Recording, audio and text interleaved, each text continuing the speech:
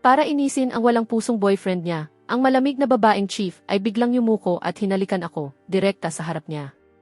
Akala ng lahat, isa lang akong kawawang piyesa na ginagamit ni Olivia Bennet para pagselosin ang boyfriend niya. Kahit ako, naniwala rin doon. Pagkatapos, dumating din ang huling araw ng 50 araw naming kontrata sa relasyon. Pinilit kong umiti at binati siya ng habang buhay na kaligayahan, kasama ang ex-boyfriend niyang sa wakas ay bumalik, gumagapang pabalik sa kanya. Pero ang malamig na Diyos ang laging nakatayo ng napakataas sa ibabaw ng lahat, biglang kumapit sa manggas ko habang namumula ang gilid ng mga mata niya. Nanginginig ng hindi mapigilan ang boses niya. Daniel, nangako ka na sasamahan mo ako tuwing malungkot ako, pakiusap, huwag kang umalis. Hindi ako lumingon. Malamig ko lang inalis ang mga daliri niya sa akin. Dahil hindi niya kailanman malalaman na ang katawa-tawang laro ng kontratang ito ang siyang pustahan, kung saan itinaya ko ang pinakahuling piraso ng dignidad ko sa isang palihim na pag-ibig na wala namang pag-asa. Kaya lang, akala ko natalo na ako. Hinding-hindi ko makakalimutan ang hapong iyon. Humahampas ang hangin sa pasilyo, dala ang nakakabagabag na init na kakaiba tuwing kalagitnaan ng tag-init. Bilang pinakahalos hindi napapansing intern sa kumpanya, naglalakad lang ako noon habang may dalang tambak ng mga file. Pero hindi ko inasahang masasaktuhan ko ang pagtatalo ng pinakasikat na golden couple sa buong kumpanya. Si Olivia Bennet, ang campus ice queen na hinahangaan ng lahat, ay isa na ngayong interim director na kakapasok lang sa kumpanya kamakailan.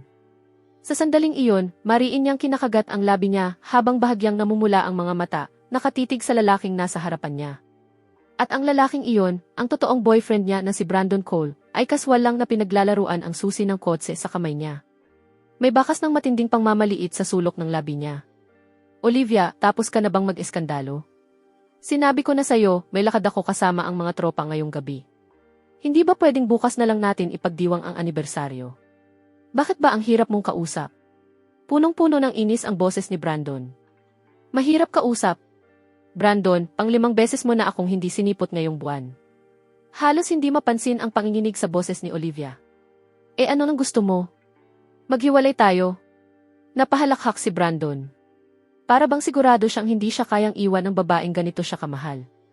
Sige, kung kaya mong kumuha ng kahit sinong random na lalaki ngayon din at patunayang wala kang pakialam sa akin, papayag akong maghiwalay tayo agad. Sakto namang sa pagkakataong iyon, lumampas ang tingin ni Olivia sa balikat ni Brandon at dumiretso sa akin, na nakatayo roon, naninigas sa gulat. Sa isang iglap, pakiramdam ko para akong tinamaan mismo ng tadhana. Bago pa ako makapag-react, dumaan ang hangin na may dalang banayad na amoy ng sampagita. Diretsong naglakad si Olivia papunta sa akin at hinablot ang kurbata ko. Sa ilalim ng gulat na tingin ni Brandon, tumingkayad siya at mariing idinikit ang malambot niyang labi sa labi ko. Tuluyan nang nablangko ang isip ko. Kumalat sa sahig ang mga file na hawak ko. Nakita mo nang malinaw iyon, Brandon? Tapos na tayo. Bumitaw si Olivia sa akin at lumingon sa lalaking gayo'y dumilim na ang mukha. Yelo sa lamig ang tono ng boses niya. Tinitigan ako ng masama ni Brandon bago siya biglang matawa ng galit. Ayos, Olivia, may tapang ka pala. Tingnan natin kung hanggang kailan mong kayang panindigan ang palabas na to kasama ang kawawang intern na yan. Pagkasabi noon, malakas niyang sinara ang pinto at nagmart sa palabas. Ako at si Olivia na lang ang naiwan sa pasilyo. Ang matinding determinasyon sa mga mata niya ay agad na gumuho. Napahilik siya sa pader, halatang pagod, ni hindi man lang ako sinulyapan. Malamig lang niyang ibinato ang isang pangungusap. Mamayang 10:00 ng gabi, magkita tayo sa archive room sa ika-12 palapag. Gabing-gabi na, walang nakabukas na pangunahing ilaw sa archive room. Tanging neon light mula sa labas ang sumisingit sa blinds, gumuguhit ng mga linya ng liwanag at anino sa maselang mukha ni Olivia. Itinulak niya palapit sa akin ang isang nakaprint na papel na A4. Nakasulat sa itaas, malalaki ang letra. Kontrata sa relasyon. Tagal, 50 araw. Dapat laging available anumang oras. Gagampanan ang papel bilang boyfriend ko ng kapanipaniwala. Palayuin si Brandon. Bilang kabayaran, kapag natapos ang internship mo, bibigyan kita ng permanenteng posisyon. Puro negosyo ang tono niya, parang may maliit lang kaming transaksyong pinag-uusapan. Tinitigan ko ang malamig na mga kondisyon sa papel, at pakiramdam ko parang pinipiga ang puso ko ng isang hindi nakikitang kamay. Hindi niya alam na lihim ko na siyang mahal sa loob ng buong 3 taon. Mula noong una ko siyang makita sa University Library at mabighani ako, hanggang sa mapagkumbaba ko siyang sinundan papunta sa kumpanyang ito. Ito lang ba ang mga kondisyon? Inangat ko ang ulo ko at tumingin diretso sa mga mata niya, pilit pinipigilan ang panginginig sa boses ko. Bahagyang natigilan si Olivia. Ano pa bang gusto mo? Kinuha ko ang panulat at nagsulat ng 2 pang linya sa bakanting espasyo. Una, bawal umiyak mag-isa sa gabi. Pangalawa, kung mapapahamak ka man habang may kontrata tayo, ako dapat ang unang tatawagan mo. Pagkatapos kong matapos, nilagdaan ko ang pangalan ko.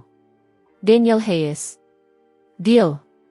Ngumiti ako sa kanya habang nilulunok ang pait na bumabara sa sikmura ko. Dahil palabas lang naman ito, sasabay ako rito, kahit pa madurog ako sa 1,000 piraso sa huli. Sa unang linggo ng kontrata naming relasyon, sinimulan kong seryosohin ang pagtupad sa mga tungkulin bilang boyfriend niya. Alam kong may malalang sakit sa sikmura si Olivia, pero lagi siyang nakakalimot kumain dahil sa trabaho. Kaya tuwing alas 7:30 ng umaga, walang palya kong inilalagay ang isang mainit na mangkok ng lugaw na kalabasa at millet sa mesa niya. Alam ko ring ayaw niya sa amoy ng sigarilyo at alak pagkatapos ng mga social event. Kaya sa tuwing napipilitan siyang dumalo sa mga ganoon, bumibili ako agad ng gamot para sa hangover at mainit na gatas, tapos tahimik na naghihintay sa malamig na hangin sa labas ng gusali ng kumpanya. Noong una, puro pagtutol at pagkaasiwa lang ang nararamdaman ni Olivia sa mga ginagawa ko. Daniel, wala naman sa kontrata na kailangan mong gawin itong mga hindi naman kailangan. Bahagya siyang nakakunot noo habang nakatingin sa tasa ng gatas na hawak niya, perpektong tama ang init. Pero bilang isang maayos na boyfriend, natural lang to. Tumingin ako sa kanya, kalmado pero matatag ang mga mata ko. Hindi ako nagsisinungaling, instinct ko talaga ito. Ang instinct ng isang lalaking 3 taon ng lihim na nagmamahal sa kanya, pinigil sa hindi mabilang na araw at gabi, at ngayon lang tuluyang bumubuhos dahil may lehitimong dahilan na. Nagbago ang lahat noong Biyernes ng gabi. Ginaganap ang company dinner sa isang maingay na hot pot restaurant. Si Brandon, bilang department manager, natural na nasa pangunahing mesa. Ngayong gabi, may kasama siyang bagong date. Buong gabi, sadya niyang nagpapalitan ng matatamis na tingin sa babaeng iyon habang paminsan-minsang sumusulyap kay Olivia, puno ng pang-aasar. Maputla ang mukha ni Olivia. Namumuti ang mga buko ng daliri niya sa higpit ng hawak niya sa chopsticks. Nang sadya nang magsimulang magkwento ng malakas si Brandon tungkol sa dati niyang girlfriend na dinala raw niya sa Paris para makita ang snow, agad kong iniabot ang kamay ko sa ilalim ng mesa at marahang hinawakan ang malamig na kamay ni Olivia. Biglang nanigas ang buong katawan niya. Instinctively, sinubukan niyang kumawala pero mas hinigpitan ko ang hawak ko. Huwag kang matakot, nandito ako. Lumapit ako sa tenga niya at bumulong sa boses na kaming dalawa lang ang makakarinig. Pagkatapos, natural kong kinuha ang mangkok niya. Inalis ang maanghang na beef tripe na hindi niya kayang kainin at pinalitan iyon ng mga gulay mula sa malinaw na sabaw. Maingat ko ring sinalinan ng isang baso ng maligamam na tubig ang tabi niya.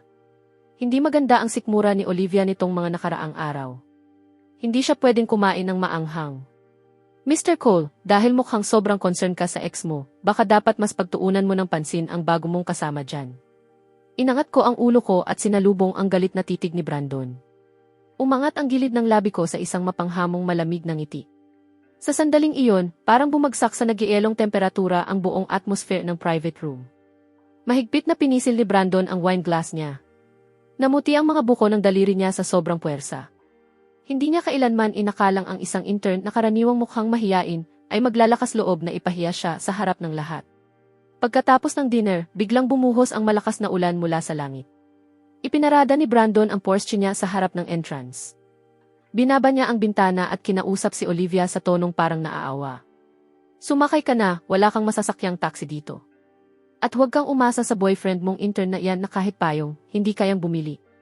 Kinagat ni Olivia ang labi niya at akmang sasagot na sana, pero direkta kong hinubad ang itim kong trench coat at maingat na ibinalot iyon sa makitid niyang balikat. Nasa coat pa rin ang init ng katawan ko, kaya agad siyang nabalot ng komportableng init. Huwag ka nang mag-abala, Mr. Cole. Ako na mismo ang maghahatid sa girlfriend ko pa uwi. Binuksan ko ang transparent na payong nakatatapos ko lang takbuhin papunta sa convenience store para bilhin. Tinakpan ko halos buong katawan ni Olivia habang kalahati ng sarili kong balikat ang naiwang lantad sa malakas na ulan. Sa ilalim ng halos nakakapatay na titig ni Brandon, naglakad kami papunta sa maulan na gabi, magkadikit ang mga katawan namin. Pagdating sa kanto, biglang huminto si Olivia. Tumingin siya sa kalahati ng balikat kong basang-basa sa ulan, habang isang komplikadong emosyon ang dumaan sa mga mata niya. Daniel, alam mong palabas lang ito, bakit mo siniseryoso ng ganito? Bahagyang malayo ang dating ng boses niya sa gitna ng ulan. Tinitigan ko ang mukha niya na lalo pang nagmukhang maliit dahil sa oversized na trench coat. Mapait akong umiti. Dahil palabas lang ito, kailangan maging kapanipaniwala, hindi ba? Hindi niya alam na sa bulsa ng trench coat na iyon, nakatago ang limited edition dessert mula sa paborito niyang shop. Yung dessert na tinakbo ko pa ng 3 kanto para lang mabili. Ang pag-ibig at ang ubo, parehong imposibleng itago. Habang lumilipas ang oras, unti-unting may namumuong kakaibang chemistry sa pagitan namin ni Olivia. Nagsimula siyang masanay na sumandal sa balikat ko para magpahinga saglit kapag napapagod siya.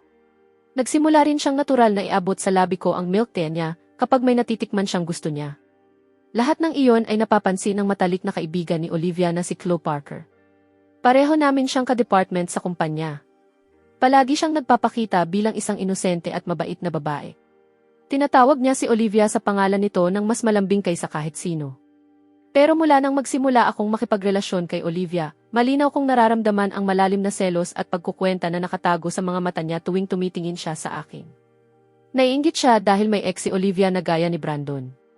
Mas lalo siyang naiinggit dahil kayang makahanap ni Olivia ng kung sino-sinong kapalit na handang ibuhos ang lahat para sa kanya.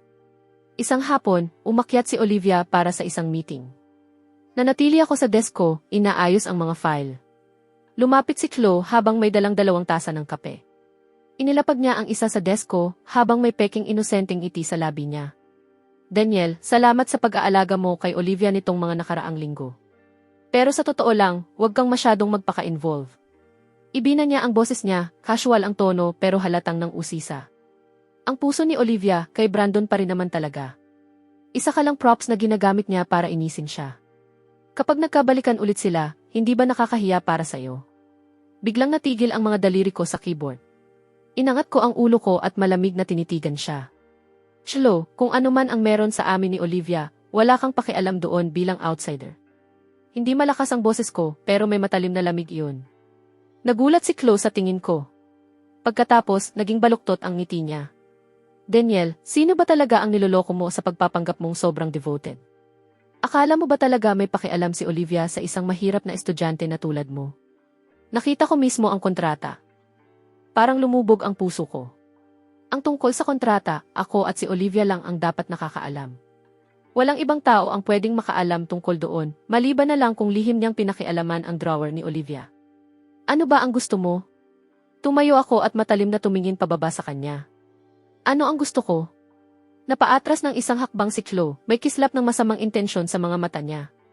Iniisip ko lang na masyadong mabuting tao si Brandon para lokohin ninyong dalawa. Kapag kinopya ko ang kontratang iyon at ipinaskil sa bulletin board ng kumpanya, sa tingin mo ba hindi tuluyang masisira ang Ice Queen image ni Olivia? At ano kaya ang iisipin ni Brandon tungkol sa'yo? Hindi mo gagawin yan. Sinunggaban ko ang pulsuhan niya, sapat ang higpit para halos madurog ang mga buto niya. Bitawan mo ako, Daniel, nasasaktan mo ako. Napasigaw si Chloe. Sakto namang bumukas ang pinto ng opisina. Nakatayo roon si Brandon, madilim ang mukha, halatang narinig ang kaguluhan. Kasunod niya si Olivia na kararating lang mula sa meeting niya. Daniel, anong ginagawa mo? Bitawan mo si Chloe. Mabilis na lumapit si Olivia at itinulak ako palayo. Agad namang napaluha si Chloe at nagtago sa likod ni Olivia, garalgal ang boses dahil sa paghikbi. Olivia, pinapaalalahanan ko lang naman si Daniel na huwag masyadong seryosohin ito, tapos siya, bigla na lang nagalit at binantaan akong sasaktan. Pinanood ko si Olivia habang pinoprotektahan niya si Chloe. Pakiramdam ko parang may karayom na tumusok diretso sa puso ko. Olivia, lihim niyang. Sinubukan kong magpaliwanag. Tama na. Bigla akong pinutol ni Olivia. Isang bakas ng pagod at pagkadismaya ang dumaan sa mga mata niya. Daniel, si Chloe ang pinakamatalik kong kaibigan. Hindi ko hahayaang tratuhin mo siya ng ganito. Humingi ka ng tawad sa kanya. Napatigil ako sa kinatatayuan ko. Hindi makapaniwalang tumitig ako sa babaeng buong buhay kong pinoprotektahan. Napasinghal si Brandon sa gilid, parang kinukutya ang kawawang payasong hindi alam ang lugar niya. At kung hindi ako humingi ng tawad? Mariin akong tumitig sa mga mata ni Olivia, paos ang boses ko. Iniwas ni Olivia ang tingin niya, malamig ang tono niya. Malinaw sa kontrata na kailangan mong sundin ang mga desisyon ko. Kung hindi mo man lang kayang respetuhin ang kaibigan ko, wala nang saysay ituloy pa ang kontratang ito. Nakakasilaw ang sikat ng araw sa labas ng bintana, pero ang buong katawan ko parang nilalamig. Ganito pala ang halaga ko sa timbangan niya. Ako, ang boyfriend sa kontrata, hindi kailanman higit sa tinatawag niyang matalik na kaibigan. Ayos. Naiintindihan ko na. Huminga ako ng malalim, pilit nilulunok ang naglalagablab na sakit sa dibdib ko. Hindi ko na sinulyapan pa si Chloe.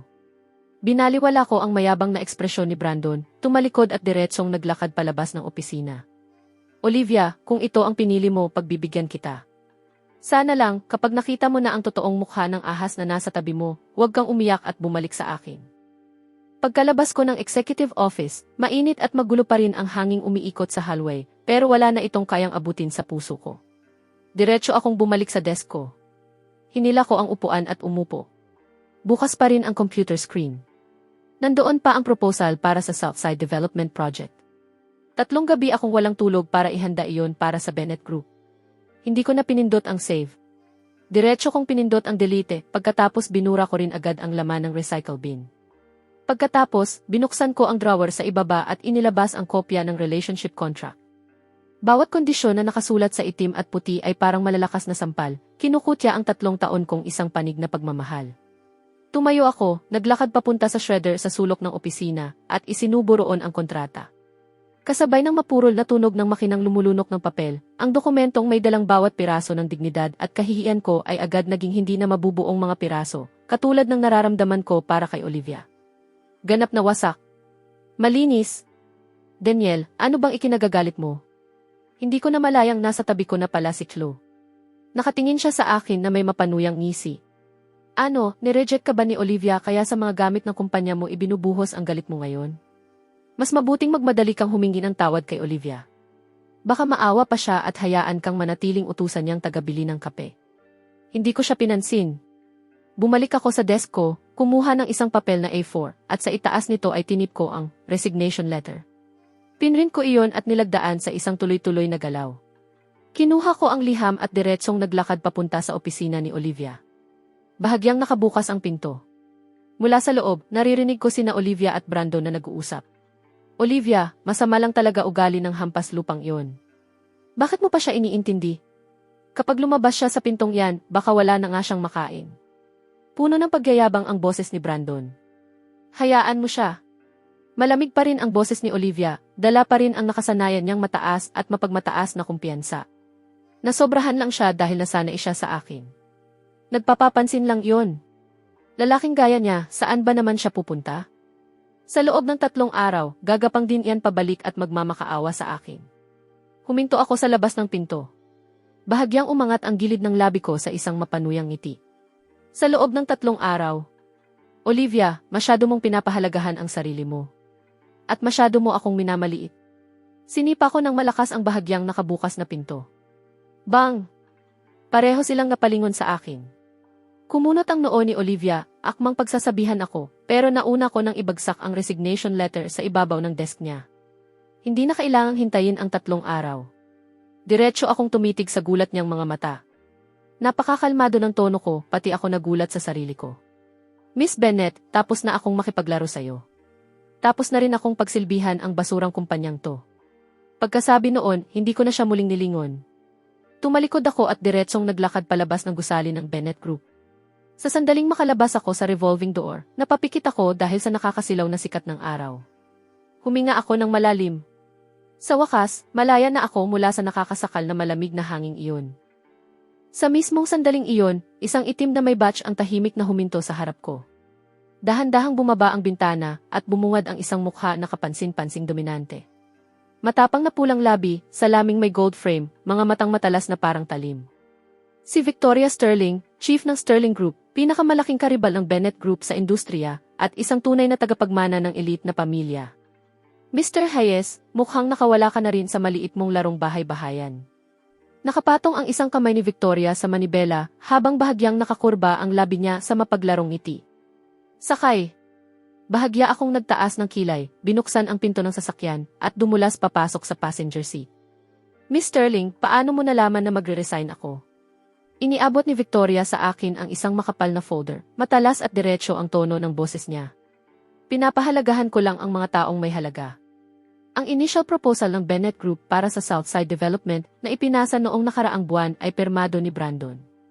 Pero may pinasuri akong tao sa data modeling logic sa likod niyon. Ang ganoong klase ng sobrang istrikto at eksaktong analytical approach, imposibleng gawa ni Brandon na pabigat lang. Sa buong Bennett Group, ikaw lang Daniel ang may kakayahang ganyan. Binuksan ko ang folder. Isa pala itong employment contract. Project Planning Director ng Sterling Group. Tiningnan ko ang posisyon bago ko muling itinaas ang tingin ko sa kanya. Miss Sterling, intern lang ako, nakakaka-resign lang. Hindi ba medyo malaki ang pustang ginagawa mo? Ako, si Victoria Sterling, hindi kailanman pumapasok sa deal na matatalo ako. Bigla niyang inapakan ang silinyador. Parang palasong pinakawalan ang sasakyan habang mabilis na sumingit sa daloy ng trapiko. Ang pinapahalagahan ko ay kung ano ang nasa utak mo. Bulag si Olivia para tratuhin kang parang piyesa lang. Pero sa akin, ikaw ang general na makakatulong sa akin para manalo sa Southside Project. 3 milyong annual salary, dagdag pa ang project bonuses. Pirmahan mo ang kontrata at mapapasa iyo ang Sterling Group. Tinitigan ko ang sunod-sunod na numero sa kontrata. Biglang sumagi sa isip ko ang malamig na mukha ni Olivia noong pinipilit niya akong humingi ng tawad kay Chloe. Kinuha ko ang panulat ko at sa linya para sa second party, isinulat ko ang pangalan ko sa maayos na hagod. Masaya akong makatrabaho ka, Miss Sterling. Masaya rin akong makatrabaho ka, Director Hayes. Mahinang natawa si Victoria. Bibigyan kita ng 1 linggo para makilala ang team. Sa susunod na Biyernes, may top-tier networking gala ang industriya. Dadalo roon ang Bennett Group. Ipapakita ko sa iyo kung ano ang totoong high society. Lumipas ang 1 linggo sa isang kisapmata. Sa 1 linggo ko sa Sterling Group, sinipsip ko ang lahat ng core resources na parang espongha. Binigyan ako ni Victoria ng ganap na otoridad. Walang Brandon na umaagaw ng credit, walang Chloe na palihim na gumagawa ng pakana sa likod ko, at wala na ring pabago-bagong awa ni Olivia. Sa loob ng 3 araw, binuo kong muli ang cash flow model para sa Southside Project, at itinaas ang tsansa ng Sterling Group na manalo sa bidding ng 3%. Biyernes ng gabi, binago ako mula ulo hanggang paa ng personal stylist ni Victoria. Nang tumayo ako sa harap ng full-length mirror, suot ang perpektong tinahing itim na couture suit at isang Patek Philippe sa pulso ko. Halos hindi ko na makilala ang lalaking nasa salamin, matalim ang mga mata at malamig ang aura. Wala na ang mumurahing polo ng intern. Nabura na rin ang desperadong pagnanais kong mapasaya ang iba. Ang ako ngayon, puro ambisyon na lang ang nasa mga mata. Tara na, kadate ko. Si Victoria, nakasuot ng midnight blue na deep 5 evening gown, ay sumingit ang braso sa akin. Ngayong gabi, ipakita natin sa mga bulag na taong iyon kung ano ang sinayang nila. 8:00 ng gabi. Sa ballroom ng Starlight International Hotel. Magalang na binuksan ng attendants ang mga pinto. Bumuhos pababa ang liwanag mula sa nagkikislapang crystal chandelier. Magkatabi kaming naglakad paloob ni Victoria. Ang dating maingay na ballroom ay biglang natahimik sandali. Lahat ng mata ay napunta sa amin. Si Victoria, ang kinikilalang Iron Queen ng business world, ay laging mag-isang dumarating at umaalis. Ito ang unang beses na may isinama siyang lalaking kasama sa isang pampublikong event. Bahagya kong itinaas ang baba ko habang sinusuri ang paligid. Eksaktong bumagsak ang tingin ko sa sofa area ng inner circle. Si Olivia, nakasuot ng puting couture gown, ay nakaakbay kay Brandon habang nakikipag-usap sa ilang senior executives. Si Chloe naman ay nakatayo sa likod nila na parang utusan, may hawak na wine glass. Sa mismong sandaling makilala ni Olivia ang mukha ko, tuluyang nanigas ang magalang niyang ngiti. Parang nakapako ang mga mata niya sa akin. Dumaan ang tingin niya mula sa maayos kong inayos na buhok, pababa sa couture suit na dati niyang iniisip na hindi ko kailanman mabibili sa buong buhay ko. At sa huli, huminto iyon sa braso kong nakakawit kay Victoria. Kitang-kita ko sa mga matang iyon na dati tumitingin ng mababa sa lahat, ang bakas ng matinding hindi makapaniwala. Kasunod agad noon ang gulat ng isang bagay na tila unti-unting nababasag. Hindi ko iniwas ang tingin ko sa kanya. Sinulyapan ko lang siya ng bahagya na parang tumitingin sa isang ganap na estranghero. Pagkatapos, kalmado akong umiwas ng tingin. Medyo tabingi ang kurbata mo. Napansin ni Victoria ang tingin mula sa kabilang bahagi ng silid. Bigla siyang huminto sa paglalakad. Natural siyang humarap sa akin, iniangat ang mahahaba niyang daliri at marahang inayos ang buhol ng kurbata ko. Napakalapit niya. Dumadampi ang mainit niyang hininga sa pangako. May mahinang mapang-akit na ngiti sa gilid ng labi niya. Director Hayes, ikaw ang showpiece ko ngayong gabi. Huwag mo akong ipahiya. Ibinaba ko ang tingin ko sa kanya, nakikiayon habang may marahang ngiti sa labi ko. Huwag kang mag-alala, Miss Sterling. Hindi kita bibigyan. Sa mata ng lahat ng tao sa hall, Ang eksenang iyon ay mukhang isang perpektong magkaparehang sobrang malapit sa isa't isa. Biglang umalingaw sa malapit ang matinis na tunog ng nababasag na salamin. Sa gilid ng paningin ko, nakita kong nadurog na pala sa sobrang higpit ang champagne glass na hawak ni Olivia. Ang matutulis na bubog ay bumaon sa maputlang palad niya. Patak-patak ang pulang dugo na dumadaloy sa pagitan ng mga daliri niya, tumutulo pababa sa malinis na puting carpet, isang nakakagulat na tanawin. Pero parang wala siyang nararamdamang sakit. Nakatitig lang siya sa akin.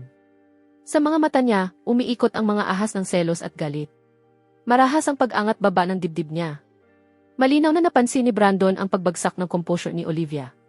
Sinundan niya ang direksyon ng tingin nito papunta sa akin at agad dumilim ang mukha niya. Habang nakikita niyang ang babaeng nasa mga bisig niya ay nawawala ng kontrol sa publiko dahil sa isang stand-in lang, halos sumabog palabas ang selos sa mga mata niya.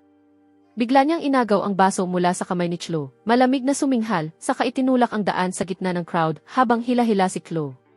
Diretso silang nagmarch sa papunta sa amin ni Victoria. Daniel, ang bilis mong humanap ng ibang pagkakakitaan Hindi pa man nakakalapit si Brandon, sadyang tinaasan na niya ang boses niyang puno ng pangungutya, sapat para marinig sa buong paligid.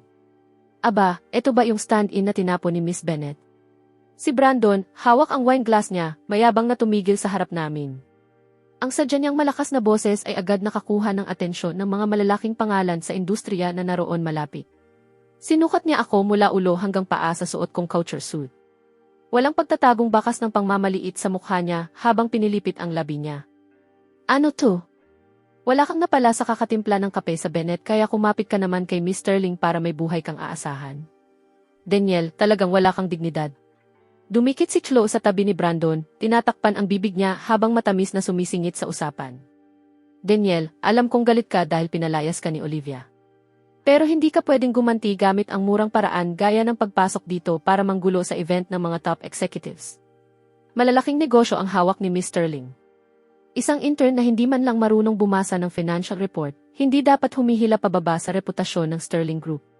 Mas lalong lumakas ang bulong-bulungan sa paligid namin. May ilang mapanuri at mapanghamak na tingin ang bumagsak sa akin. Pero hindi ako nagalit. Kalmado ko lang tiningnan ang dalawang nakakaawang payasong nakatayo sa harap ko. Hindi marunong bumasa ng financial report. Napangisi ako ng bahagya. Marahan kong binitiwan ang braso ni Victoria at diretsyong naglakad papunta sa malaking display screen sa gitna ng venue. Anong ginagawa mo? Nagwawala ka dahil nabuking ka? Kumunot ang noo ni Brandon habang pasigaw na nagsalita. Tuluyan ko siyang hindi pinansin. Humiram ako ng adapter cable mula sa technician na nasa control panel at ikinonekta ang phone ko sa malaking screen. Agad na umilaw ang display. Isang nakakagulat na detalyadong cash flow projection model para sa Southside Development Project ang lumitaw sa harap ng lahat. Kinuha ko ang mikropono, sa kadahan-dahang humarap, matalim ang tingin kong dumiretso sa nanigas na mukha ni Brandon. Mr. Cole, dahil iniisip mong isa akong pabigat na kumakapit lang sa may pera, pag-usapan natin ang ipinagmamalaki mong Southside Core Project. Tinapik ko ang isa sa mga data nodes, kalmado pero malakas ang boses ko habang umaalingaw iyon sa buong ballroom. Sa initial proposal mo, itinulak mo sa 80% ang leverage ratio ng third phase. Inisip mo bang shortcut ito para sa mas malaking kita? Biglang nagbago ang mukha ni Brandon. Pasigaw siyang nagsalita, pilit pinapakalma ang sarili. Sinuri yan ng professional team. Ano bang alam mo? Professional? Walang awa ko siyang pinutol habang mabilis na dumudulas ang mga daliri ko sa screen at naglabas ng isa pang set ng comparison data. Base sa model mo, kapag ang construction materials ay nagkaroon ng higit sa 3% fluctuation, o kapag ang bank disbursement ay na-delay ng mahigit 1 linggo, lubos na babagsak ang cash flow ng Bennett sa ikalawang buwan. Hindi lang magiging patay na asset ang Southside Project, mababaon din hanggang kamatayan ang buong cash flow ng Bennett Group. Biglang natahimik ang buong silid. Lahat ng malalaking pangalan sa industriya ay tumigil sa usapan at seryosong nakatitig sa data projection na nasa screen. Policy benefits lang ang nakita mo, pero binaliwala mo ang risk control logic na nasa ilalim niyan. Paunti-unti akong lumapit kay Brandon. Sa sobrang talim ng titig ko, instinctively ay napaatras siya. Puro butas. Sarili mong hukay ang hinuhukay mo. Sa proposal na kasing basura nito, may lakas ka pang magsalita sa akin tungkol sa halaga? Ikaw, nagsasalita ka ng kalokohan. Agad na nawala ang kulay sa mukha ni Brandon. Nagsimulang mamuo ang malamig na pawis sa noo niya. Halos hindi na niya mahawakan ng maayos ang wine glass sa kamay niya. Kung kalokohan ba o hindi, ang mga senior executives na narito ang bahalang humusga. Ibinaba ko ang mikropono at malamig siyang tiningnan. Isang alon ng mahihinang hingal ng pagkagulat ang kumalat sa crowd.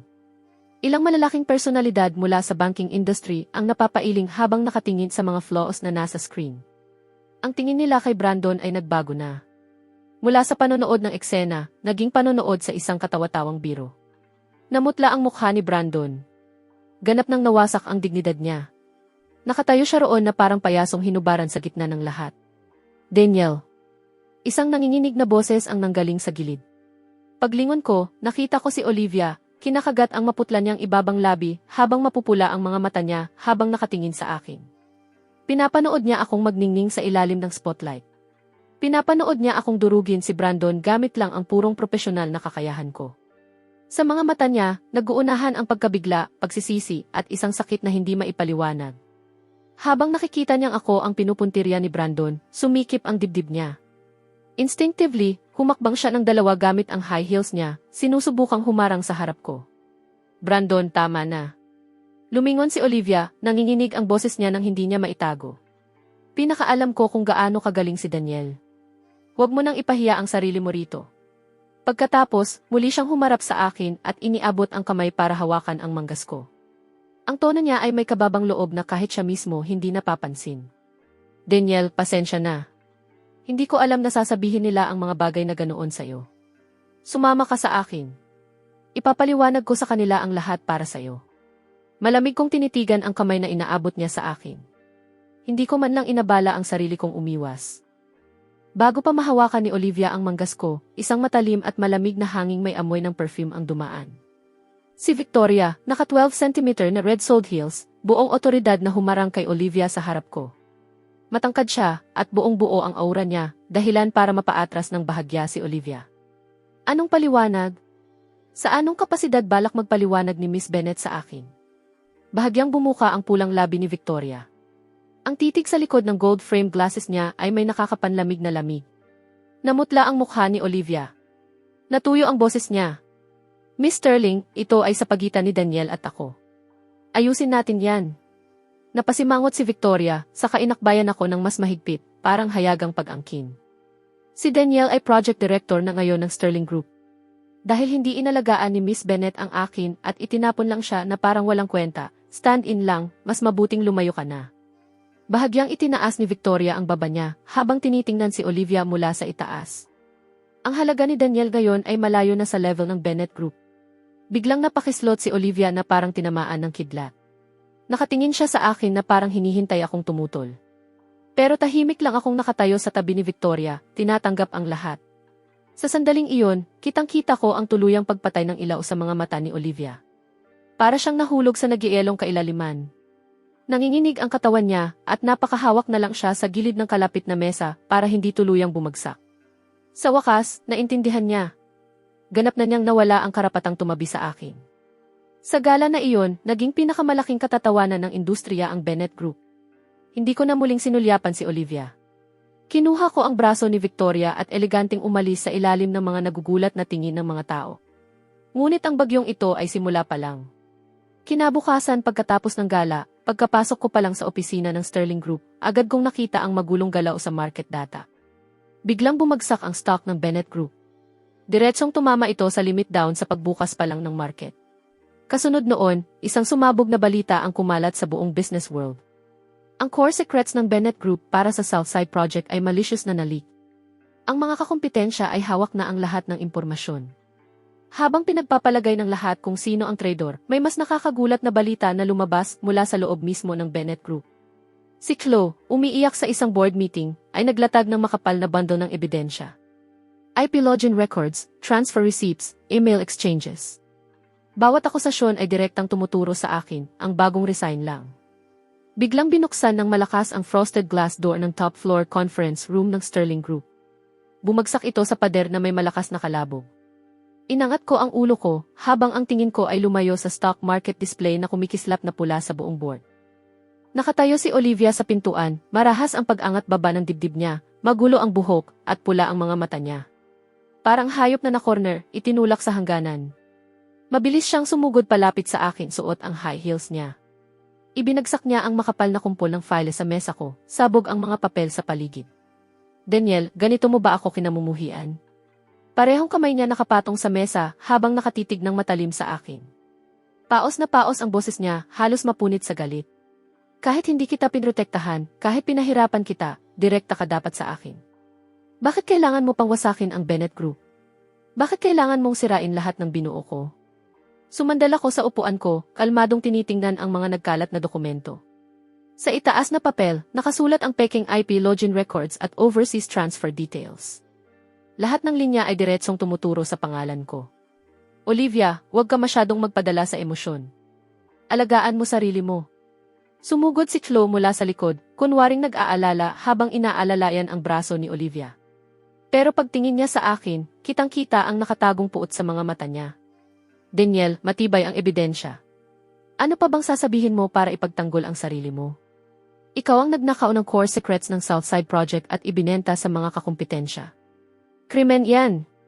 Kaswal na pumasok si Brandon, nakapamulsa, may malamig na ngisi sa labi. Daniel, tingnan natin kung paano mo pa ito ipipihit. Kahit Sterling Group, hindi kayang protektahan ang corporate risk. Tiningnan ko ang 3 taong nasa harap ko. Biglang nakaramdam ako ng absurdong tawa sa sitwasyon. 3 taon. Ang babaeng buong puso kong pitrotektahan sa loob ng 3 taon, sa sandaling nasa bingit ng pagbagsak ang kumpanya niya, ni hindi man lang sinuri ang katotohanan. Sa ilang piraso lang ng peking ebidensya, agad niya akong hinatulan. Olivia, sa wakas ay nagsalita ako, malamig at patag ang boses ko na parang yelo. Sa paningin mo ba, isa akong basurang gagawa ng kahit ano para lang maghiganti? Nanginginig si Olivia. Agad na tumulo ang luha niya.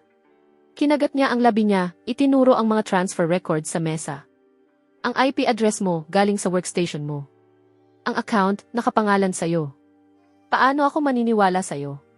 Daniel, sobrang binigo mo ako. Binigo? Bahagya kong inangat ang gilid ng labi ko. Tuluyan nang nawala sa akin ang kahit anong gana magpaliwanag. Tahimik ko lang siyang tinitigan, parang nanonood ng katawa-tawang palabas. Wala akong sinabi. At ang sobrang pagiging malamig ko na iyon ang lalo pang nagpalala ng takot sa mga mata ni Olivia. Sabihin mo. Tutulan mo.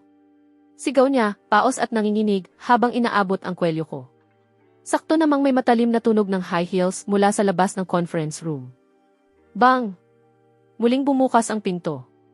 Si Victoria, kasama ang ilang legal executives na naka-sharp suit, ay pumasok na parang dumadagundong ang presensya. Ni hindi niya tinapunan ng tingin sina Brandon o Chloe. Diretso siyang lumapit kay Olivia, itinaas ang isang asul na folder sa kamay niya, at walang pag-aalinlangan na ibinagsak iyon mismo sa mukha ni Olivia. Malakas ang tama ng folder. Biglang napalingon ng pakanan ang ulo ni Olivia. Agad may lumitaw na pulang marka sa maputla niyang mukha.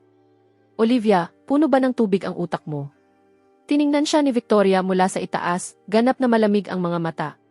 Hinayaan mong gamitin ka bilang sandata, tapos magwawala ka rito sa teritoryo ko. Nakakatawa ka sa sobrang katangahan mo. Victoria, anong ginagawa mo? Drastikong nagbago ang mukha ni Brandon. Agad siyang sumugod para protektahan si Olivia. Bumalik ka. Biglang sumulong ang bodyguard ni Victoria at isinanda si Brandon sa pader. Miss Sterling, kinakandili mo ang isang kriminal, sigaw ni Chloe. May ebidensya kami na siya ang nag-leak ng mga secrets. Ebidensya? Napasimangot si Victoria, malamig ang tawa. Lumiko siya at naglakad papunta sa main control panel, matalim ang boses. Tech Department, putulin ang internal network ng Bennett. I broadcast ang inihanda natin sa lahat ng channels. Yes, Miss Sterling. Sa sandaling matapos ang kanyang utos, biglang umilaw ang malaking LED screen sa harap ng conference room. Sa kanang itaas ng screen, makikitang hindi lang ito simpleng internal meeting. Direktang nakakonekta ang signal sa financial channels, live stream, isang nationwide press conference ang opisyal na nagsimula. Buksan niyo ang mata ninyo at tingnan ng malinaw kung sino talaga ang nagbebenta sa Bennett Group. Matalim na hinampas ni Victoria ang keyboard. Isang high-definition surveillance clip ang lumitaw sa screen, restored at malinaw. Sa timestamp sa kanang itaas, makikitang noong nakaraang Miyerkules ng gabi, sa bakanting office area ng Bennett Group. Isang palihim na figura ang lumapit sa workstation ko. Maingat niyang in-input ang password, nagpasok ng USB sa computer ko, at mabilis na kinopya ang mga file. Nang lumingon ang figura, malinaw na nahuli ng kamera ang mukha niya. Si Chloe Parker. Hindi, impossible ito. Binura ko na ang surveillance footage na iyan. Sigaw ni Chloe, agad namutla ang mukha niya. Biglang nanghina ang mga tuhod niya at bumagsak siya sa sahig. Biglang lumingon si Olivia kay Chloe, hindi makapaniwala. Nanginginig ang labi niya habang nakatingin sa babaeng nakahandusay. Chloe! Huwag kang mag-alala, may masusunod pa. Malamig na putol ni Victoria habang pinapalitan ang screen. Sa pagkakataong ito, lumitaw ang isang napakasekreto na overseas fund flow chart. Matapos nakawin ni Chloe ang impormasyon, ipinadala niya ito sa isang encrypted email papunta sa isang shell company sa ibang bansa. At ang tunay na may kontrol sa shell company na iyon. Matalim na tumingin si Victoria kay Brandon na nakapako sa pader. Ikaw, Mr. Cole. Ang 50 milyong maruming pera, matapos dumaan sa 7 ulit na money laundering, ay tuluyang napunta sa pribadong offshore account ni Brandon Cole. Ibinagsak ni Victoria sa mukha ni Brandon ang makapal na stack ng bank statements na may mga opisyal na selyo, kasama ang mga peking IP at mga record ng pag-frame sa inosenteng tao. Brandon, ang galing ng style mong gawing sandata ang ibang tao. Sayang lang at nakabangga mo ang top hacker team ng Sterling Group. Ironclad ang ebidensya. Namutla ng husto ang mukha ni Brandon. Nanginginig ang buong katawan niya na parang dahon sa hangin. Ni isang salita ng pagtanggi hindi niya mailabas. Hindi pwede to. Napaatras si Olivia ng 2 hakbang, parang biglang naubos ang lakas sa katawan niya.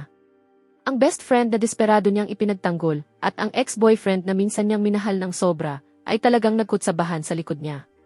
Ang mga sinungaling na basura na personal na sumira sa lahat ng binuo niya. At siya, dala ang peking ebidensya mula sa mga taong iyon, ay parang baliw na humarap para usisain ang nag-iisang taong hindi siya kailanman trinaydor. Dahan-dahang nilingon ni Olivia ang direksyon ko habang nakaupo lang ako sa upuan, tahimik. Sa sandaling iyon, kitang-kita ko kung paano gumuho ang pride, dignidad at katwiran niya na parang nabasag sa sahig. Daniel. Nanginginig siyang iniabot ang kamay sa akin, may boses na puno ng pagsisisi at takot.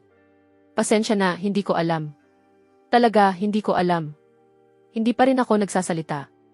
Malamig ko lang siyang iniwasan ng tingin. Ngayon mo lang na-realize na mali ka? Huli na. Walang awa na pinuto ni Victoria ang pagtatangka ni Olivia magsalita. Binuksan niya ang huling folder sa screen. Isang set ng napakakomplikado at eksaktong crisis management plans at backup cash flow models ang biglang lumabas sa display. Olivia, alam mo ba kung ano to? Itinuro ni Victoria ang screen, puno ng pangungutya ang tono niya. Nakatingin si Olivia sa pamilyar na data architecture, blanko ang mukha, habang tuloy-tuloy ang pag-agos ng luha niya na parang nasirang dam. Ito ang ginawa ni Daniel matapos siyang magpuyat ng 3 gabi bago siya mag-resign habang lumalala pa ang kondisyon ng tiyan niya dahil sa sobrang pagod. Ito ang huling depensa na ginawa niya para sa'yo, malakas na boses ni Victoria na parang bumabagsak sa bawat sulok ng conference room. Alam niyang si Brandon na pabigat ay magdudulot ng sakuna sa huli, kaya in-encrypt niya ang defense plan na ito at itinago sa main server ng Bennett Group. Kung nagtiwala ka lang sa kanya kahit kaunti, kung sinuri mo lang ang backup email na iniwan niya sa iyo noong dumating ang krisis, hindi sana umabot sa ganito ang Bennett Group. Lumapit si Victoria kay Olivia, may halong awa at pang-uyam ang mga mata niya. Ibinigay niya ang puso niya sa iyo, tapos itinapon mo lang sa lupa at tinapakan. Mas pinili mong paniwalaan ang 2 ahas, kaysa sa taong buong buhay niyang pitrotektahan ka. Olivia, talagang kawawa ka. Ang mga salitang iyon ay parang matalim na tumagos sa huling depensa niya. Hindi, tama na. Huwag ka nang magsalita pa. Tinakpan ni Olivia ang tenga niya habang umiiyak ng tuluyan. Nanghina ang tuhod niya. Thump. Bumagsak siya sa sahig sa harap ng desk ko, lumuhod. Sa labas, umaalingaw ang mga sirena. Nakapatawag na ng pulis ang legal team ng Sterling Group. Agad na pumasok ang ilang pulis sa conference room at diretsong kinadena si Brandon na namumutla, pati si Chloe na halos bumagsak na rin. Olivia, tulungan mo ako. Ayokong makulong. Nagpupumigla si Chloe, sumisigaw habang humihingi ng saklolo kay Olivia. Pero si Olivia, parang manikang walang kaluluwa, hindi na naririnig ang sigaw ni Chloe. Nakatingin lang siya sa akin, hindi maalis ang tingin niya. Ang mga mata niyang dati malamig at mapanuri sa lahat, ngayon ay puno na lang ng matinding guilt, pagsisisi at sakit na parang sumasakal. Marahang itinaas ni Olivia ang ulo niya, nanginginig ang mga daliri habang inaabot ang manggas ko, pero huminto sa ere, hindi na nang ahas lumapat. Daniel. Patak-patak ang luha niya na bumabagsak sa carpet, garalgal ang boses niya na halos hindi na makilala. Mali ako, mali talaga ako.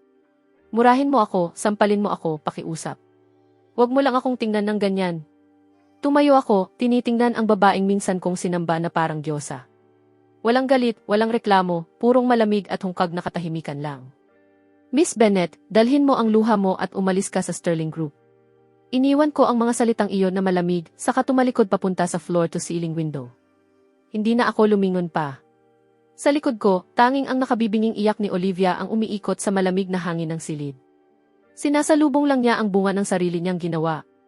Natapos na ang walang saysay na palabas na ito, pero ang utang niya sa akin, ngayon palang sinisimulan bayaran. Umabot sa rurok ang atmosphere ng celebration dinner. Lumapit si Victoria sa akin na may hawak na baso ng burgundy red wine. Marahan niyang itinapat ang baso niya sa akin at tumunog ang salamin. Bumaba ang boses niya, may halong casual na pang-aasar. Latest news, Bennett Group stock, bagsak sa limit down ngayon. Narinig ko pa na hindi kinaya ni Olivia ang nangyari at nakolapse siya sa opisina kaninang hapon. Dinala siya ng ambulansya sa private hospital, VIP room. 40 degrees ang lagnat na hindi bumababa. Bahagyang huminto ang kamay ko sa hawak na baso. Pagkatapos, walang ekspresyon kong inubos ang alak. Miss Sterling, mga personal na problema ng iba, wala tayong kinalaman doon. Ibinalik ko ang baso, malamig ang tono ko na parang nag-uusap lang tungkol sa panahon. 11:00 ng gabi. Natapos din ang social event. Paglabas ko ng hotel, sinalubong agad ako ng malakas na hangin na may halong ulan. Ang mga maulang gabi sa lungsod na ito ay laging may dalang matalim na lamig. Tinanggihan ko ang alok ng driver at sumakay na lang ng taxi pabalik sa luxury apartment ko sa city center. Dahan-dahang bumukas ang elevator sa ika-28 floor. Umilaw ang motion sensor lights. Sa sandaling lumabas ako, bigla akong napatigil sa aking mga hakbang. Sa dulo ng hallway, may isang madilim na anino na nakayuko sa harap ng pinto ng apartment ko. Habang papalapit ako, sandaling naipit ang hininga ko. Si Olivia. Basang-basa siya. Ang dati niyang maayos at eleganting mahabang buhok, ngayon ay dikit-dikit sa maputla niyang mukha, parang basang damo na nagkalat. Tanging manipis na blue at white striped hospital gown lang ang suot niya, at nakabalot sa ibabaw noon ang itim na trench coat na basang-basa sa ulan, magulo at halos itinapon lang sa kanya. Ang pinaka-nakakabigla ay ang kanang kamay niya, nakakulubot na ang medical tape sa likod nito at bahagyang natanggal. May dugo na sumisirit mula sa butas ng karayom kung saan hinugot ang ivy, humahalo sa malamig na tubig ulan at kumakalat sa maputla niyang kamay, nag-iiwan ng nakakatakot na pula at pasa. Nang marinig niya ang mga yabag ko, bigla niyang itinaas ang ulo niya. Ang mga mata niyang dati ay puno ng lamig at yabang sa lahat, ngayon ay pula at namumula. Para siyang pusang gala na unti-unting mamamatay sa ulan, iniwan ng buong mundo. Nanginginig ang katawan niya nang hindi mapigilan. Daniel. Nang makita niya ako, agad nagliwanag ang hungkag niyang mga mata, may sakit na sigla. Paos ang boses niya, parang liha na dumidikit sa hangin. Pilt siyang tumayo, pero dahil sa mataas na lagnat at sobrang panghihina, bumigay ang mga tuhod niya. Thump. Bumagsak siya sa kanyang mga tuhod sa harap ng mga paa ko. Bigla siyang sumugod sa akin nang walang pag-aalinlangan, mahigpit na hinawakan ang lailayan ng pantalon ko sa suite. Patak-patak ang luha niya na parang nabasag na dam, humahalo sa tubig ulan sa mukha niya. Daniel, sobrang lamig ko. Wala nang tao sa hospital room, sobrang tahimik, nakakatakot. Itinaas niya ang tingin sa akin habang humihikbi, hingal na hingal, ang boses niya puno ng nakakasakal na lungkot. Nakatulala lang ako sa bakanting hospital room na iyon, ikaw lang ang nasa isip ko. Naalala ko ang kontrata natin, malinaw na nakasulat sa unang clause, walang iiyak mag-isa sa gabi. Kinagat niya ng mariin ang maputla niyang labi, lalong nanginginig ang buong katawan niya. Pero wala ka na. Wala nang magbibigay sa akin ng mainit na gatas sa gitna ng gabi. Daniel, parang nababaliw na ako. Tinulak ko ang doktor, hinugot ko ang IV at tumakbo ako palabas. Natakot ako na kapag na-late pa ako ng isang hakbang, tuluyan na kitang mawawala. Ibinaba niya ang sarili niya hanggang halos dumikit na ang noo niya sa sapatos ko. Patak-patak ang luha niya sa tiles ng hallway. Tahimik akong tumingin sa kanya. Hindi ko maitatanggi. Habang tinitingnan ko ang dating hindi maabot na diyosa, na ngayon ay handang itapon pati buhay niya para sa akin, at nakadapa sa paanan ko, isang matalim na kirot ang dumaan sa dibdib ko. Ngunit ang kirot na iyon ay tumagal lang ng wala pang isang segundo, agad din itong dinurog ng 3 taong pun ng kahihiyan at malamig na pagtanggi. Tapos ka na ba? Tiningnan ko siya, malamig ang boses ko, walang kahit anong init. Nanginig si Olivia. Itinaas niya ang tingin sa akin sa pamamagitan ng luhang bumabalot sa mga mata niya, puno ng pakiusap ang tingin. Daniel, alam ko talaga na mali ako. Binulag ako ni Brandon. Tanga ako. Bulag ako. Pakiusap, bumalik ka na, pakiusap. Basta bumalik ka, ibibigay ko sa'yo kalahati ng shares ng Bennett Group. Hindi, ibibigay ko lahat. Nakikiusap ako sa'yo. Huwag mo akong iwan. Dahan-dahan akong lumuhod, pinantayan ang mukha niyang puno ng luha. Olivia. Inabot ko ang kamay ko at hinawakan ang pulsuhan na kumakapit sa pantalon ko. At buong lakas kong pinilit na isa-isang buksan ang malamig at matigas niyang mga daliri. Daniel, hindi, huwag mo akong itulak palayo.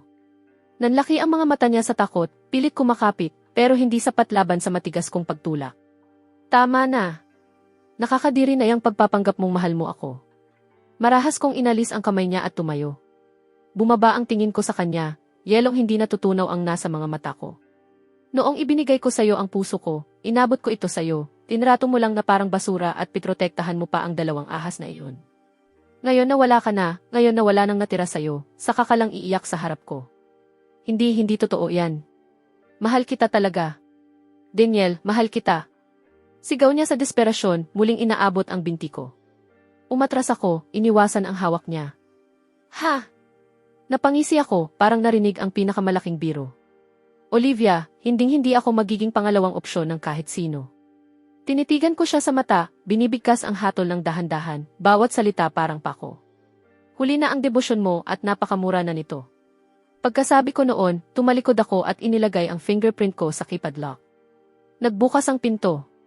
Daniel, hindi. Sigaw niya sa likod ko, boses na punit-punit sa hangin. Isinara ko ang pinto ng walang awa, sinarado ang kanyang iyak, pagsisisi, at ang malamig na malakas na ulan sa labas ng mundo ko. Kinabukasan, sumilip ang araw matapos ang ilang araw na dilim. Pagpasok ko sa director's office sa Sterling Group, biglang bumukas ang pinto at pumasok si Victoria. Suot niya ang sharp white couture suit, may hawak na dalawang eleganteng envelope, at buong presensya niya ay puno ng matalim na enerhiya at ambisyon. Nakatulog ka ba ng maayos kagabi? Narinig ko raw may pusang gala na umiiyak sa labas ng pinto mo kalahating gabi at kinailangan pang kunin ng ambulance ng building management. Lumapit si Victoria sa desk ko, may mapanuksong ngiti sa gilid ng labi. Napailing ako ng bahagya. Miss Sterling, mas nakakatakot pa ang information network mo kaysa intelligence agency. Huwag mo akong tawaging Miss Sterling, masyadong malayo pakinggan. Biglang binago ni Victoria ang dati niyang malamig na presensya. Biglang naging seryoso at nagliyab ang mga mata niya. Itinulak ni Victoria ang dalawang sobre sa mesa ko. Daniel, secured na ang Southside Project. Naghahanda na ang Sterling Group na pumasok sa overseas markets. At ang unang destinasyon, Wall Street. Ito ang dalawang first-class tickets papuntang New York sa susunod na linggo. Bahagya akong natigilan. Itinaas ko ang tingin ko sa kanya. Ano nang ibig mong sabihin dito? Eksakto kung ano ang itsura nito. Inilagay ni Victoria ang dalawang kamay sa mesa ko. Nagliyab ang tingin niya habang nakapako sa akin, hindi man lang itinatago ang matinding kumpiyansa at paghanga sa mga mata niya. Daniel, hinahangaan ko ang kakayahan mo. At mas lalo pa kitang hinahangaan bilang tao. Sumama ka sa Amerika kasama ko. Sabay nating sakupin ang mas malaking imperyo. Huminto siya sandali, bahagyang nagbukas ang mapupulang labi niya. Kung papayag ka, hindi lang bilang partners, mas gusto kong sumakay ka sa eroplanong iyan bilang boyfriend ko. Isa itong diretsong pag-amin. Walang paligoy-ligoy, walang pagdadalawang isip. Isang tuwirang alok lang ng dalawang taong nasa tamang edad. Tiningnan ko ang mga tiket sa mesa at natahimik. Ang hindi ko alam, sa sadyang pag-aayos ni Victoria, ang bombang balitang ito ay kumalat sa buong business world sa loob lang ng wala pang isang oras, parang may pakpak. Sa labas ng ICU ng City Center Hospital, si Olivia nakakababa lang ng lagnat at may oxygen mask pa, ay narinig ito mula sa kanyang assistant na namumula ang mata. Miss Bennett, si Director Hayes ay sasama sa Amerika, kasama si Miss Sterling. Narinig ko pa na nag-confess si Miss Sterling sa kanya ngayong umaga. Sa sandaling iyon, para bang ang huling kislap ng buhay sa mga mata ni Olivia ay biglang naubos. Biglang tumaas ng marahas ang linya ng heart monitor, pero ilang segundo lang, isang malamig at desperadong galit ang sumiklab sa mga mata niya. Tinanggal niya ang oxygen mask, hindi pinansin ang bagong IV na kababalik lang sa kamay niya, at pilit na umupo. Wala nang ibang pagpipilian, nagdesisyon siyang isugal ang lahat, pati ang buhay niya. Pumapayag ako. Tiningnan ko ang 2 first-class ticket sa mesa ko, at sa wakas sinira ko ang 3 minutong katahimikan sa opisina. Itinaas ko ang ulo ko, diretso sa agresibong tingin ni Victoria. Miss Sterling, ang Wall Street battlefield, lalaban ako kasama mo. Bahagyang natigilan si Victoria, sa kaunti-unting lumitaw ang isang nakakamanghang ngiti sa gilid ng labi niya. Lumapit siya sa akin, iniangat ang daliri niya at marahang tinapik ang dibdib ko. Daniel, hindi ako nagkamali sa'yo. Kung desisyon mo nang bumitaw, gawin mo nang maayos. Ang 3:00 na flight, mag-empake ka na. Padadalhan kita ng sasakyan. Tumango ako at tumalikod. Ang nakaraang 3 taon ay parang isang katawa-tawang panaginip. Ibinuhos ko ang lahat ng lakas ko para painitin ang yelong bato, pero ako rin pala ang tuluyang nagyelo sa huli. Tapos na ang panaginip. Panahon na para magpatuloy. 1:00 ng hapon. Isang itim na may batch ang eksaktong huminto sa labas ng apartment building ko. May dalang simpleng maleta, binuksan ko ang pinto at sumakay. Nakasandal si Victoria sa leather seat, ay hawak na baso ng champagne, nakatutok ang tingin sa live news sa screen ng sasakyan. Mukhang nagpakitang gilas ang dating boss mo ngayon. Hindi siya lumingon, lalo lang niyang nilakasan ang volume. Sa screen, ang lobby ng Bennett Group, kung saan may press conference na isinasagawa. Hindi suot ni Olivia ang usual niyang eleganteng couture gowns. Sa halip, simpleng black suit lang ang suot niya. Walang makeup ang mukha niya, nananatili ang pamumutla ng bagong kakagaling lang sa malubhang sakit. Pero matalim ang mga mata niya, parang bagong huwad na talim. Mga miyembro ng press, bibigyan ko lang kayo ng sandali para sa 2 anunsyo.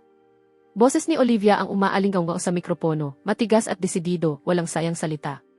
Una, ang dating project manager ng Bennett Group na si Brandon Cole at empleyadong si Chloe Parker ay pinaghihinalaan sa embezzlement at pagbebenta ng core secrets ng kumpanya. 11 minuto lang ang nakalipas, opisyal nang naghain ng kaso ang pulis at inaresto silang 2 sa airport habang tinatangka nilang tumakas ng bansa. Lahat ng ebidensyang kriminal ay tuluyang naipasa na sa judicial authorities. Ang 2 ito ay gugugol ang natitirang buhay nila sa kulungan. Sumabog sa gulo ang mga reporter. Nagkagulo ang camera flashes. Napatingin ako sa screen, biglang bumilis ang tibok ng puso ko. Naaresto na sina Brandon at Chloe.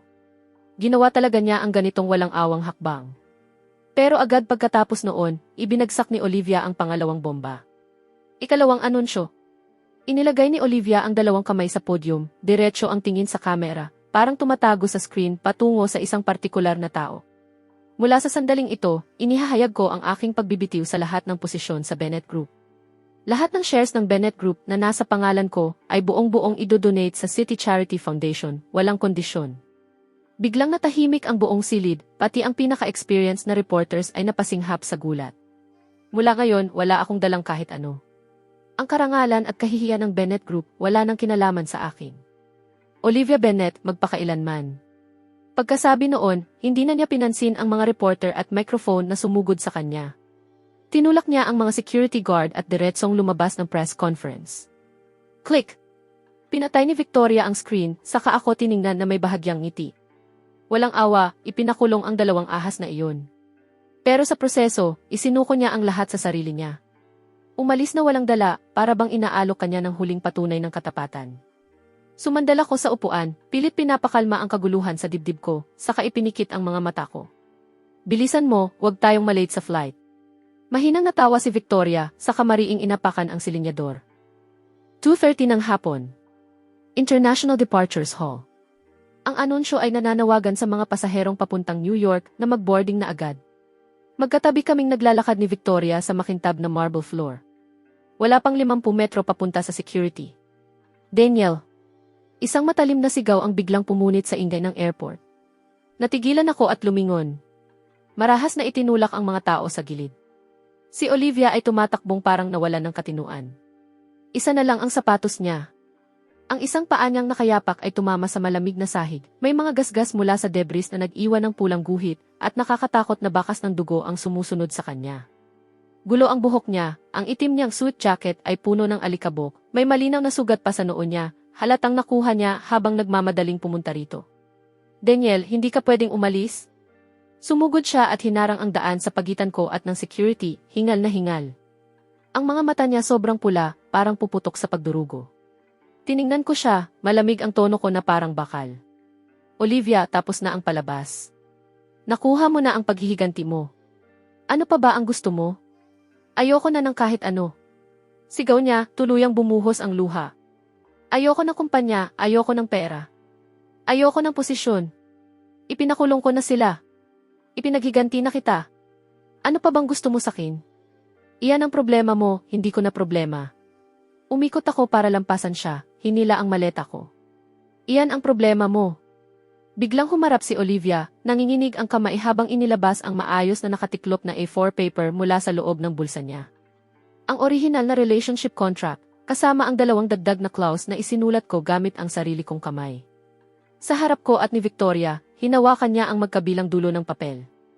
Isang malinaw na tunog ng pagkapunit ang umalingaw-ngaw. Pinunit niya ito sa 2, pagkatapos sa 4, pagkatapos sa 8. Desperado niyang pinunit hanggang sa ang kontrata na nagdala ng 3 taon ng kahihiyan at pagpapasakop ay naging pira-piraso. Pagkatapos, marahas niyang itinapon sa ere ang mga piraso. Ang puting papel ay bumagsak na parang huling snow ng taglamig, dahan-dahang dumampi sa balikat niya at sa paanan ko. Thump! Bumigay ang tuhod niya. Direkta siyang lumuhod sa harap ko.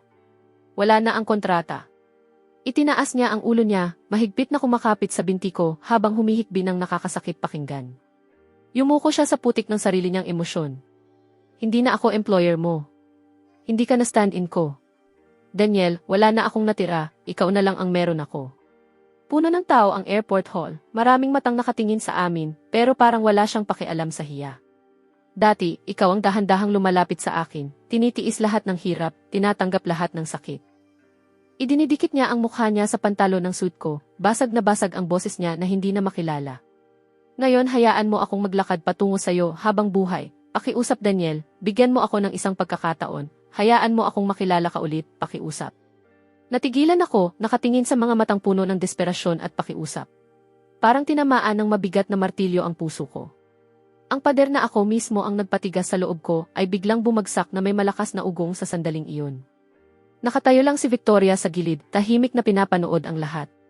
Tiningnan niya si Olivia na lumuhod matapos isuko ang lahat, saka tumingin sa akin, mahigpit ang hawak sa handle ng maleta ko, nangingitim ang mga ugat sa sobrang higpit.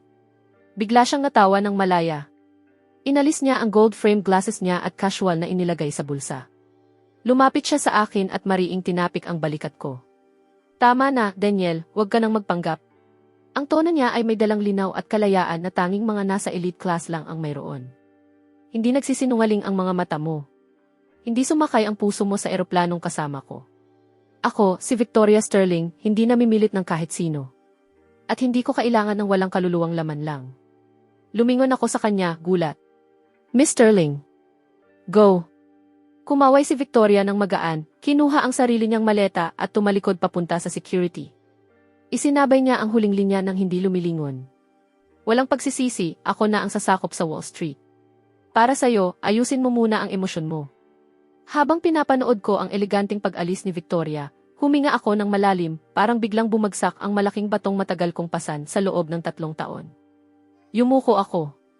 Si Olivia ay nakaluhod pa rin, nanginginig, nakatingin sa akin na puno ng takot, para bang natatakot siyang pumasok ako sa security sa susunod na segundo. Bigla kong binitawan ang hawakan ng maleta. Bang!